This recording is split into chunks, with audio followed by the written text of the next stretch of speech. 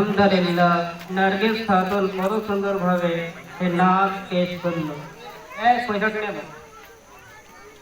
তার জন্য নার্গিস খাতুনের জন্য যেন আগামীতে আরো ভালোভাবে নাচ পড়তে পারে, তার জন্য নাচ পড়ার জন্য আবার রাজিয়া খাতুনকে আমি দাওয়াত দিয়েছি, সে স্টেজের মধ্যে আসবে, সে নাচ পেশ করবে। রাজিয়া খাতুন চলে আসবে।